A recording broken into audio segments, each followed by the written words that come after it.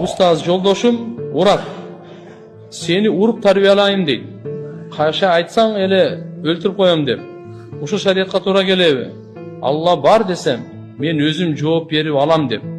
Урушсак эле мен сенден нааразымын дей берет. Ажылдап кечке деле уруш чыгара бербейм.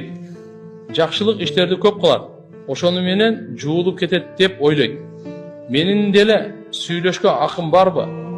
Сүйлөсө каяша кайтарбай аузу биллахи минаш шайтанир ражим деп ыйласам, ыйлаба дейт.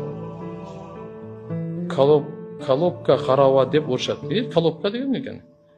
Аял назик жан десем, гилтейип турасын, каягың назик деп жаман сөздөр менен сөгөт. Зулум тууганда. Истаусу бин нисаи хайра.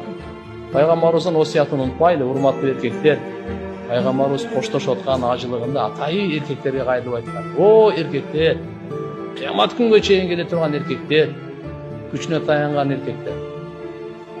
Менин тарабымдан аялдарга жакшы мамиле кылабыз деген осуятты кабыл алып койгула. Булар ийрик авыргадан жаралган. Түздөйүм деп аракет кыла берсең, бейиштик аял кылам депчи сындырып аласың. Болбойт анда.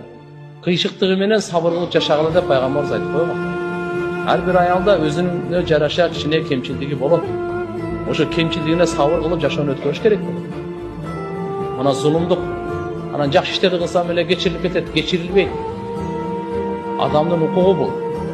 10 мечит салыңыз. 100 суу чыгарыңыз, кудук чыгарыңыз.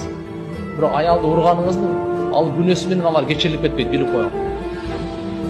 Таң атчак тең Куран окуп чыгыңыз. 4 ай бериңиз абат, ажылыкка барыңыз. Аялга кылган зулумдугуңуз кечирилбейт.